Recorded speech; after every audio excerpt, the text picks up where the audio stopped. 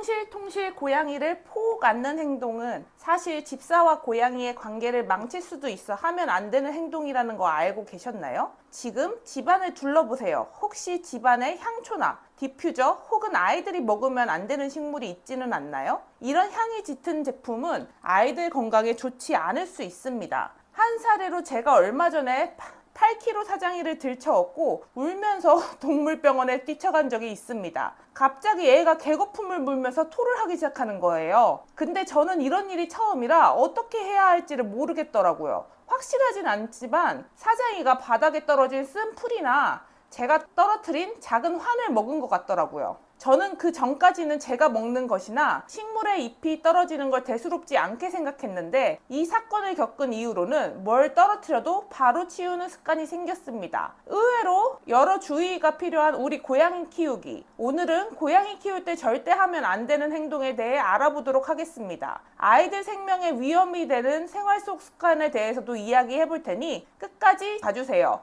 1.5배로 빠르게 재생해보세요. 첫 번째, 담배나 향이 강한 디퓨저를 사용하는 행동. 고양이와 함께 생활할 때 조심해야 할 것은 바로 담배와 강한 향의 디퓨저입니다. 고양이의 후각은 사람보다 훨씬 예민해서 우리가 느끼는 향보다 몇 배나 더 강하게 느낄 수 있어요. 담배 연기나 강한 디퓨저 향은 고양이의 호흡기 건강에 치명적일 수 있어요. 특히 고양이에게는 시트러스 계열이나 라벤더 같은 특정 향이 독성 반응을 일으킬 수 있습니다. 고양이와 함께 생활한다면 향이 은은하거나 환기를 자주 시키는 방법으로 냄새를 조절해주세요. 고양이의 건강을 지키기 위해서라도 담배와 강한 향은 최대한 피하는 게 좋습니다. 두 번째, 고양이가 먹으면 안 되는 식물과 꽃 피하기. 고양이의 호기심을 유발할 수 있는 예쁜 꽃과 식물도 위험할 수 있어요. 특히 백합, 튤립, 수서나 알로에 같은 구근 식물은 고양이에게 치명적일 수 있습니다. 이런 식물을 입에 대거나 먹었을 때, 냄새를 맡았을 때 고양이는 중독 증상을 보이고 심하면 생명까지 위협받을 수 있어요. 이런 식물을 두고 싶다면 고양이의 손에 닿지 않는 곳에 두거나 독성이 없는 식물인지 먼저 확인하는 것이 중요합니다. 세 번째, 제가 자주 하는 행동이죠.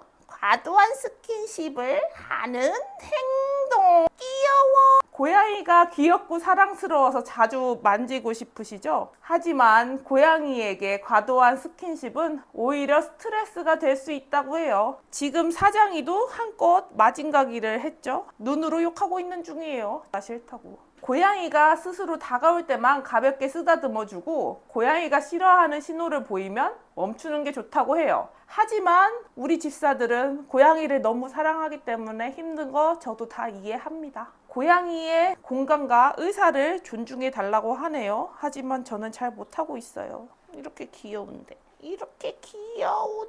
눈곱겠다.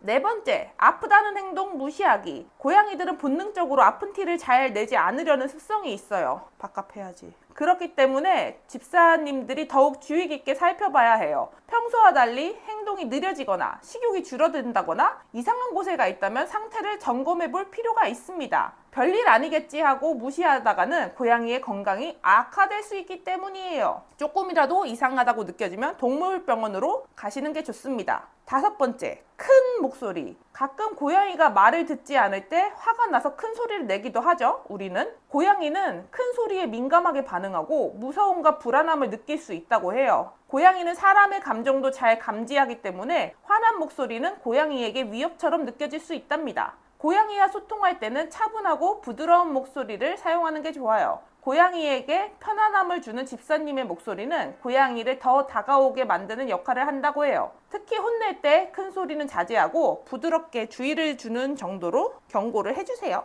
여섯 번째, 이거 의외인데요. 무관심한 행동. 고양이가 독립적인 성향이 강하다고 해서 집사가 무심해야 하면 안 된다고 합니다. 고양이도 집사의 관심과 애정을 필요로 하기 때문에 안 돼. 고양이도 집사의 관심과 애정이 필요합니다. 집사가 고양이에게 무관심해하면 고양이는 외로움을 느끼고 스트레스를 받을 수 있어요.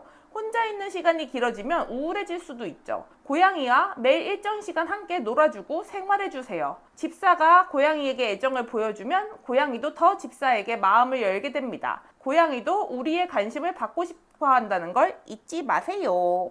7번째, 낯선 사람 초대하기. 저는 초반에 이걸 몰라서 아이들이 장염에 걸린 적이 한 번 있어요. 집에 친구나 가족을 초대할 때 고양이는 큰 스트레스를 받을 수 있어요. 고양이는 자신의 영역을 매우 중요하게 여기기 때문에 낯선 사람이 들어오면 불안해하거나 경계하게 돼요. 특히 고양이가 익숙하지 않은 사람이라면 더 큰 스트레스를 받을 수 있습니다. 부득이하게 손님을 초대해야 한다면 고양이가 편히 있을 수 있는 공간을 마련해주고 손님에게 고양이에게 많이 다가가지 않도록 이야기해주는 게 좋아요. 고양이에게는 낯선 사람을 천천히 받아들일 시간이 필요합니다. 8번째, 거꾸로 앉기. 사실 이건 저희 부모님이 가끔 하는 행동인데요. 고양이를 거꾸로 앉는 것은 큰 불편함을 준다고 합니다. 고양이는 자신의 몸을 통제할 수 없는 상태를 싫어해서 거꾸로 안기는 것이 불안하게 느껴진다고 해요. 만약 고양이가 불편해한다면 억지로 안으려고 하지 말고 편안한 자세로 지지해주세요. 퇴근하고 싶어? 사장이?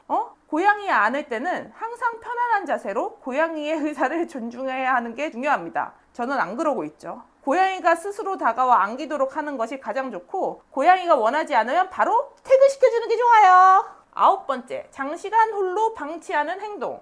고양이가 독립적인 성향이 강하다고 해서 장시간 혼자 두는 것은 좋지 않아요. 집사가 오랜 시간 자리를 비우면 고양이는 외로움을 느끼고 스트레스를 받을 수 있어요. 특히 혼자 있는 시간이 길어지면 고양이는 우울감이나 불안함을 느낄 수 있어요. 외출 전 충분히 놀아주고 고양이가 혼자서도 즐길 수 있는 장난감이나 창밖을 볼 수 있는 곳에 자리를 마련해 주세요. 이렇게 해주시면 고양이의 스트레스를 덜어줄 수 있습니다. 고양이가 혼자 있는 시간을 즐겁게 느낄 수 있도록 환경을 조성해 주시는 게 좋아요. 10번째, 너무 깔끔한 환경을 만드는 것. 고양이는 자신의 냄새가 남아있는 것을 편안해하고 영역 표시로 여기기 때문에 너무 자주 청소해서 고양이의 냄새를 없애면 불안감을 느낄 수 있어요. 특히 고양이가 자주 머무는 장소는 어느 정도 고양이의 냄새를 남겨두는 것이 좋아요. 청결을 유지하는 것도 아주 중요하지만 고양이의 영역을 존중하면서 청소해주면 고양이도 안정감을 느낄 수 있습니다. 오늘은 고양이에게 하면 안 되는 행동 11가지에 대해 알아봤습니다. 집사님들 고양이가 싫어하는 행동은 뭐가 있나요? 특별히 싫어하는 행동이 있다면 공유해주세요. 지금까지 시리얼 펫이었습니다.